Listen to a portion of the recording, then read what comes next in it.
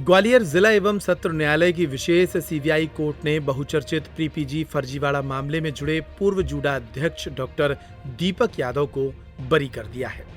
Court ने उनके खिलाफ कोई ठोस सबूत पेश नहीं किए जाने के चलते डॉक्टर यादव और एक अन्य आरोपी संतोष चौरसिया को दोष मुक्त कर दिया।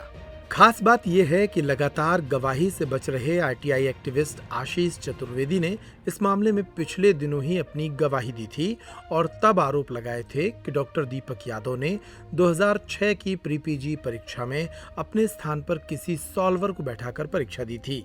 लेकिन वे अपने इन आरोपों को सही साबित नहीं कर पाए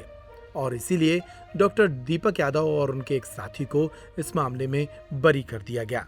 गौरतलब है कि डॉक्टर यादव गजरा राजा मेडिकल कॉलेज के पूर्व जूनियर डॉक्टर एसोसिएशन के अध्यक्ष रह चुके हैं। वे बाल एवं शिशु रोग विशेषज्ञ हैं, लेकिन न्यायालय में मामले के लंबित रहते हुए प्रैक्टिस नहीं कर पा रहे थे।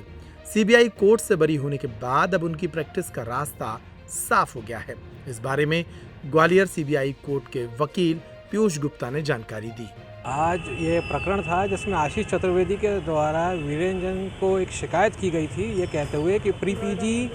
में दीपक यादव का 2006 में जो परीक्षा हुई थी उसमें वो उपस्थित नहीं हुआ था, उसकी जगह किसी सॉल्वर के द्वारा बैठ के वो परीक्षा पास की गई थी, जिसका एसआईटी के द्वारा अनुसंधान किया गया था। उसके बाद जब सीबीआई को ट्रांसफ़र हुआ तो सीबीआई के द्वारा भी इसमें अनुसंधान किया गया और अनुसंधान के दौरान उन्होंने जितनी भी एविडेंस थी वो न्यायालय में प्रस्तुत करी, जिसमें सारे साक्षी हुए।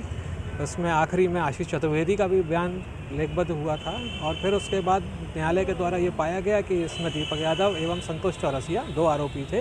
दोनों ही निर्दोष हैं, उनको आज बरी किया गया। दोनों को बरी कर दिया जी। आशीष चतुर्वेदी का जो बयान था वो सिर्फ इस संबंध में था कि उसको ऐसी जानकारी प्राप्त हुई थी कि दीपक यादव का जो प्री-पीजी 2006 की परीक्षा थी उसमें वो स्वयं नहीं बैठा था और जो उसमें जो फोटोग्राफ्स लगे थे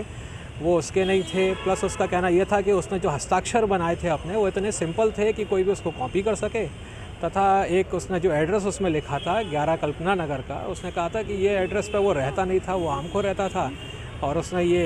फर्जी एड्रेस लिखा था। तो उसी पे से न्यायालय में गवाह भी हुए थे। गवाह में इसमें एक चीज़ और थी कि 2007 से पहले के समस्त दस्तावेज़ जो व्यापम के थे वो सब नष्ट किए जा चुके थे, तो इस कारण से कोई दस्तावेज़ न्यायालय के समक्ष वो वैसे भी प्रस्तुत नहीं कर सके थे और इसी कारण से न्यायालय के द्वारा उसको दोष मुक्त किया गया।